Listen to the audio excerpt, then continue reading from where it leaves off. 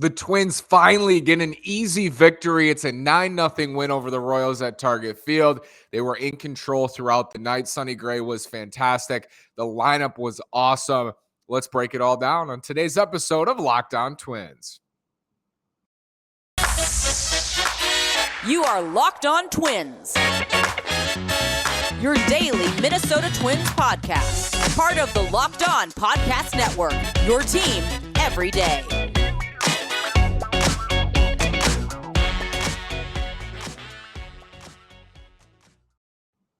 And welcome to the Locked On Minnesota Twins podcast. Today is Tuesday, August 16th. I'm your gracious host, Nash Walker. Thanks for making Locked On Twins your first listen every day on the Locked On Podcast Network, where it's your team every day. And this is Nash Walker. Been writing at Twins Daily for 4 seasons, been hosting this podcast for 3 seasons, and I'm coming to you after a Twins winner. The Twins took control tonight in a 9-0 win over the Royals. It was fun to watch the lineup all go to work. And Sonny Gray. Sonny Gray was just fantastic tonight. And I've said it so many times. I feel like since the day the Twins traded for him, he was somebody I had targeted throughout the lockout as a clear fit for the Twins. And then right out of the lockout, they went and traded for him. But I've said it so many times. He's a frontline starter.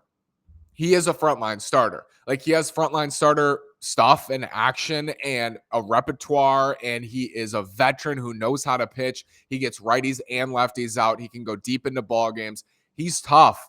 The problem has been he's been hurt. He hasn't been consistent. He's made some poor pitches that have really hurt him. I think of the Luis Robert grand slam on a hanging slider. He gets behind, too many walks this year. But when he puts it together, and that's kind of the theme of this episode tonight, the Twins putting it together, Sonny Gray putting it together. When Sonny Gray puts it together, he is fantastic. And I know that Royals team is not, they leave a lot to be desired, but they just beat the White Sox 3 out of 4. And this is baseball. Like, anybody can beat anybody in baseball. And, I know this lineup isn't good, but Sonny Gray just dominated tonight. He was in complete control. Gets pulled in the 7th, gave up a pair of hits to start the 7th inning. I think Sonny Gray can go deeper into games, and I think he will go deeper into games if he pitches better consistently. And I do think that if I was a starter, and I'm referring to a video tonight, an interview of Sonny Gray, where he says, basically seemed upset that Rocco's not letting him go deeper into games. And if I was a starter, I would feel the same way. Like, if I only started every 5th day, I would want to go deep into my game. What I'll say is Sonny, he's been on the injured list multiple times. He has broken down in the middle of games a lot. Against the Blue Jays, he had 90-something pitches after 5 and had walked 5 Blue Jays, was dancing around trouble basically the entire evening. I don't think there's been a lot of opportunities for Sonny Gray to go deeper when he didn't go deeper. Like, he broke down against the Dodgers. What are you going to do there? It's the Dodgers lineup, and Sonny Gray is breaking down. You're just going to hang him out to dry? There's an argument that you should let him try to get out of his own trouble, and there is a quick hook, like, absolutely. But for him, like, I don't know if I really see it. I don't know if I see that many opportunities. Like, tonight, they let him go into the 7th, and he gave up a couple hits. 3rd time through the order this year, opponents are hitting .327 against him. So when he goes a 3rd time through, it hasn't been good. And I agree with those who think, like, give him more of an opportunity, those numbers will go down. I think they will. Opponents won't hit .327, but they'll absolutely, for a majority of the time, be better the 3rd time through against Sonny Gray. But I do think he has the repertoire with the 2-seamer, with the 4-seamer, with the slider, with the curveball, with everything that he throws. I think he has the tool set to do what he did tonight, which is pitch deep into the game, pitch into the 7th inning. And I think Sonny Gray, I said this at the break, such a vital X factor for the Twins down the stretch here, because he can give them length, and Malley can give them length too. And you hope Joe Ryan can, but not as much. He's on an innings limit. I'm sure he's already reached his innings total from a year ago, or is right around that mark. But Gray's so important to this team because he's going to save the pen, and he's going to give you quality starts. You're hoping that he gives you quality starts like he did tonight. He was fantastic. Like, that's his game. And the lineup was awesome, but that's Sonny's game. He took control of that game. He put the Twins in the driver's seat, gave them an opportunity to score, to win, and he was awesome tonight. And he's just so fun to watch pitch. Like, there are some guys that are the power pitchers are really fun to watch. Verlander and Cease were going at it tonight. I was watching that. The White Sox won, unfortunately. We'll get to the American League Central a little bit later on. But guys who spot up sometimes are so fun to watch. Even Greinke's like mesmerizing to me. The way that he kind of weaves in and out of the zone, the way that he throws, the velocity on a lesser scale. Watching Sonny Gray is really fun because he is a pitcher. Like, he spots up that two-seamer. When he's feeling good, he can spot that pitch anywhere. And you saw all the called third strikes tonight. That's because he's got hitters off balance and because he can put the ball anywhere when he's commanding and he can control the zone. He's very good. I mean, he's very good.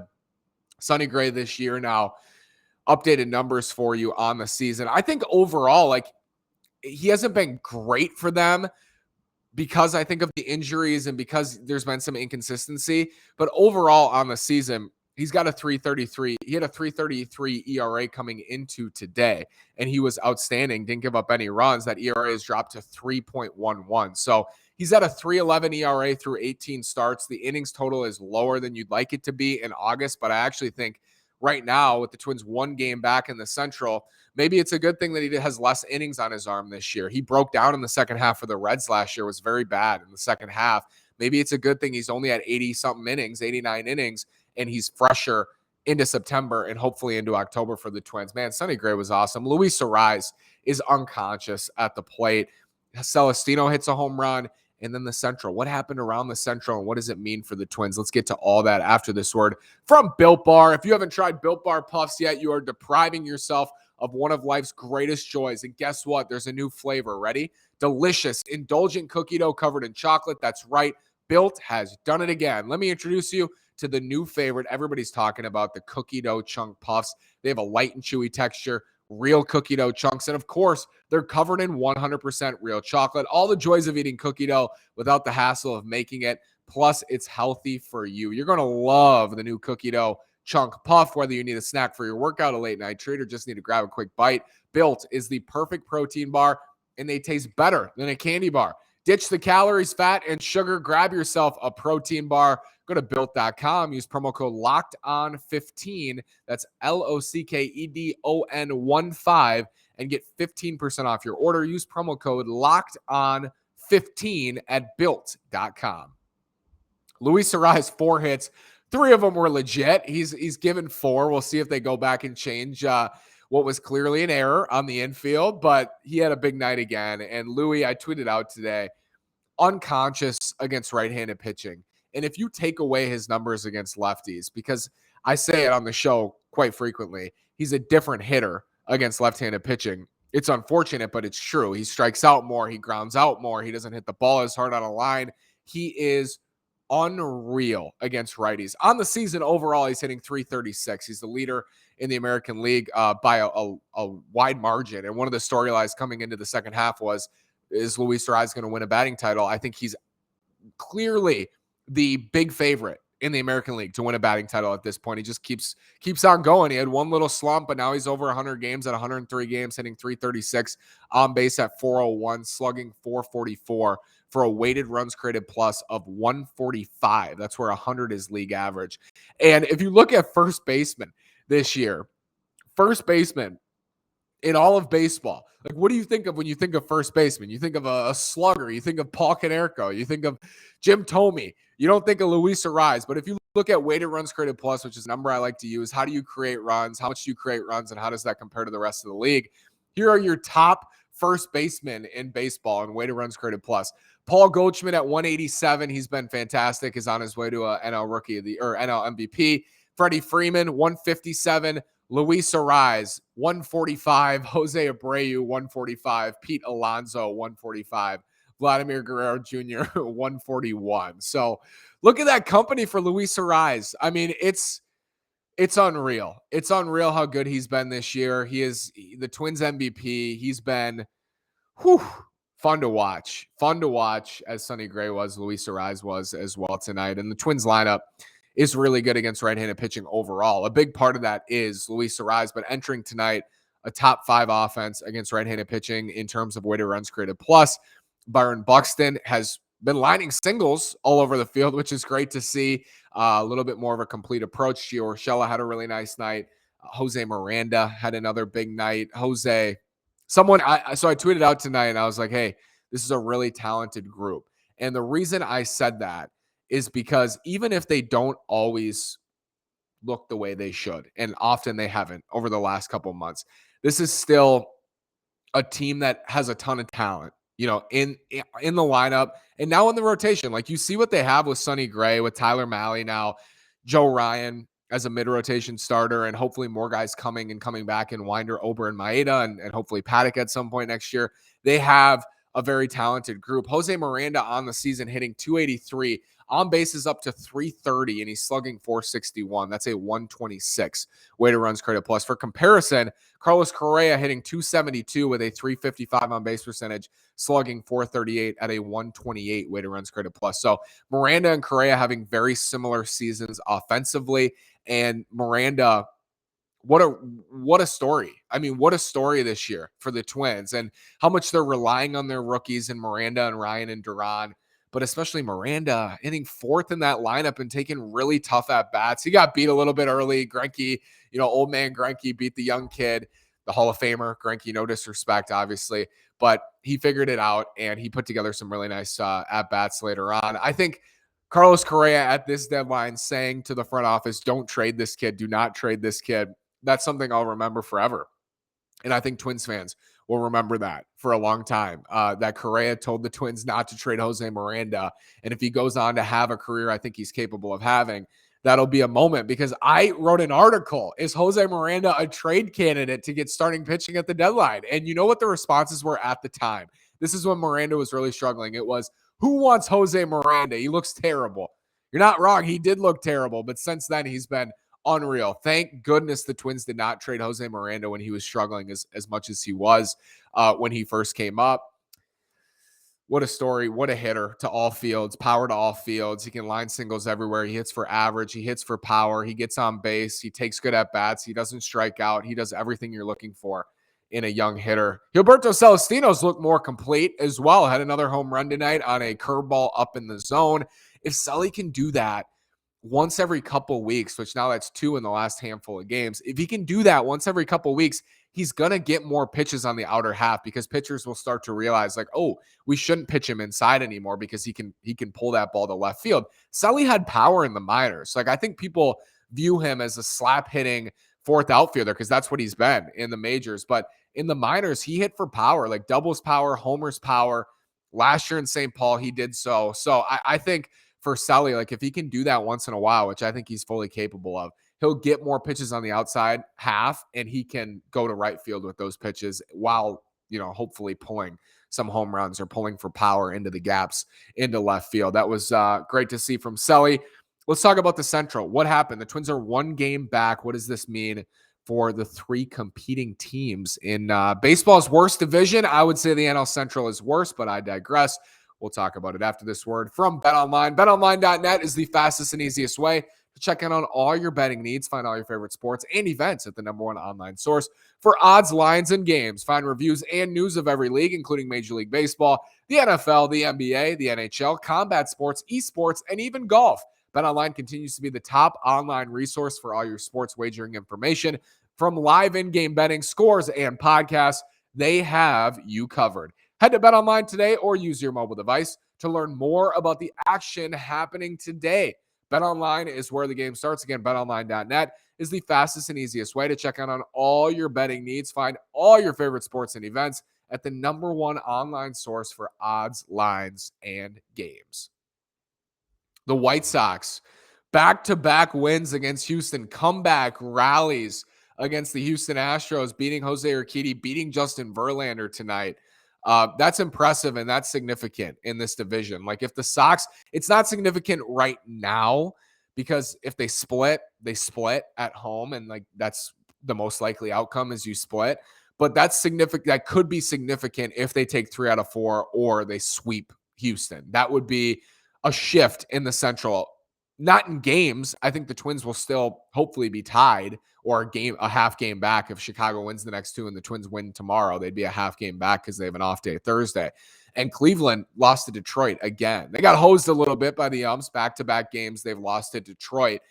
This is going to be really fun. And I've said that, but man, this is going to be fun. The Twins and White Sox are one game back of Cleveland in the Central now. And this thing has been back and forth all year long. But the White Sox beating Houston, that's one of their toughest. That's like probably their toughest remaining series. I mean, they do have to go to San Diego. I don't know if you consider going to Minnesota tough, but that's probably their toughest series. They got to go to Seattle. That should be interesting. But if you can take care of the tough games on your schedule, that puts you in the driver's seat, because you then have September call-ups on the Tigers and Royals you're playing down the stretch, and they're playing for nothing, and you're trying to make the playoffs.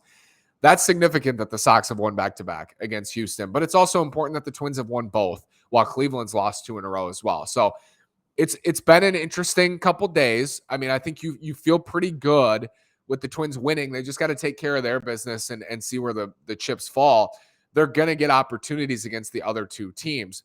You just are hoping, and now scoreboard watching every night, that they're going to have somewhat of a cushion against Chicago and be within striking distance against Cleveland the next time they play those teams. But the White Sox play Houston twice more, and it's Framber Valdez, and I don't know who's going in the last game, McCullers or Javier, one of those, with Kopech and with, I think, Giolito in the finale. And then Cleveland, I think they have one more against Detroit. And then those two teams will play this weekend. So we'll see. They'll beat each other up. I don't know who you're cheering for.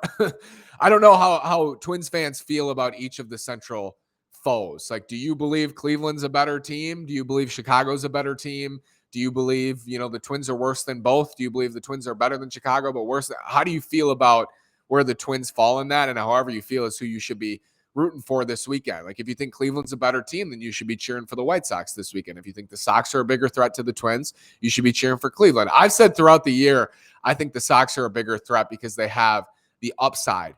And you're seeing that on the pitching front for them recently. I don't think their lineup without Tim Anderson, Eloy Jimenez has looked a lot better. Luis Roberts, very good. He's been dinged up. I don't know if their lineup without Tim Anderson has as much upside as it did before, but they're still a team that throughout all their troubles this year could easily still win the Central and make a run in the playoffs. Cleveland is still a team. They're in first place. They have the best staff, probably the most consistent pitching staff of the three teams. They can still win this division. The Twins have 17 games left against both of them. That gives them an opportunity. They have the most games left against the other two teams. So this will be fun. I mean, this is what we work for. And again, I throughout this season have said, if you would tell me right now, if you said, hey, on August 16th, the Twins and White Sox will be tied in the standings. Twins and White Sox will be tied, and Cleveland will be a game ahead in the American League Central. Do you want to sign up for this, or do you want to take your chances and hope for a better outcome? I'd say I'm signing up for this without even blinking. Like, that is such a great outcome for the Twins to be sitting here in mid-August and be a game out of first place in the Central. You would take that 10 times out of 10. And I know the argument against that is we've seen how it's played out. And it's very much like 2019, where the Twins had an 11 and a half, 12 game lead on Cleveland, and they blew it. And I was saying in August, and others were saying in August, like, hey, if I would have told you they'd be tied with Cleveland in August, you'd be pretty happy. But it's like, but we watched how it played out. Like, they shouldn't be tied with Chicago. They shouldn't be a game behind Cleveland. Like, they were 5 games up on those teams. They should be more. They should be at least 5 games up that they were a month ago, right? It's harder to put yourself in that mindset when we've watched the season transpire. We've seen how it's unfolded. But if you cut everything else away, and I'm sitting here on August 16th saying that the Twins are a game out in the American League Central, and they're a game out of Cleveland, and they're tied up with the White Sox, and I think they're 2 games back of the wild card with tiebreakers over Tampa, Seattle, and Toronto, and Baltimore. Yeah, I'm signing up for that. I'm signing up for that all day long, because we didn't even know if this team was going to be competitive at all this year. I mean, I wasn't sure, and I was hopeful that they would come through and that they would be a good team. I don't know if they've been a good team, but they're in it. I mean, they're in it. I think that's kind of the feeling for all 3 clubs. Like, Cleveland, I don't think expected to be. I mean, I think they expected to be competitive, but not in like first place in August, I think the White Sox really expected to be competitive and they weren't. And now they're saying, I think, we're still in the race. Like for as bad as everything's gone, we're still in the race. And for as bad as everything's gone for the Twins, we're still in the race. For as much as Cleveland didn't plan on contending this year and didn't do anything at the deadline, we're still in first place, right? Chicago and Minnesota not, but like still a game out is what I mean. You understand what I'm saying? Still within striking distance of first place in the American League Central. So Twins get a much needed victory. They clinch a series win. For me, it matters if you go out Wednesday and you get another win and you sweep Kansas City, because that's a great start to a very important week. And then against Texas, like if you split against Texas, you have a 5-2 week at the worst. If you split against Texas this weekend and into Monday, go for the sweep Wednesday. Tyler Mahle, you feel really good with him on the mound, especially against a very left-handed lineup with that splitter. It's Daniel Lynch against the Twins, a lefty who can be tough. He's been tough against them this year, and he's got electric stuff. So we'll see how this goes. I'm hopeful the Twins will sweep and then carry that momentum into an off day Thursday before the Rangers this weekend. Something my football coach told me when I was a senior in high school, I was thinking about this tonight. He said, momentum is an excuse for poor performance. When you hear the White Sox have momentum or the Twins have momentum or the Guardians have momentum, his argument is that that's an excuse for the Twins and the Guardians or the White Sox, the other teams, not playing up to their level. I think that's interesting. Like, for example, if the White Sox go on a surge and win 10 in a row, and then they come and play the Twins, and you say, oh, the White Sox have all the momentum here, you're just excusing the Twins for not playing well enough to win. So take that with what you will. I mean, I that's going to be my little quip for the day. That's going to be my lesson for the day that I learned, and I only have a few, so savor that one, and hopefully the Twins have a lot more wins where that one came from. Thanks so much for making Locked On Twins your first listen every day on the Locked On Podcast Network, where it's your team every day. Now make your second listen the Locked On MLB Podcast. MLB expert Paul Francis Sullivan brings humor, passion, and unique perspective on every team and the biggest stories around the league. Follow the #1 daily league-wide podcast, Locked On MLB, on the Odyssey app, YouTube, and wherever you get your podcasts on the Locked On Podcast Network, where it's your team every day. Go Twins!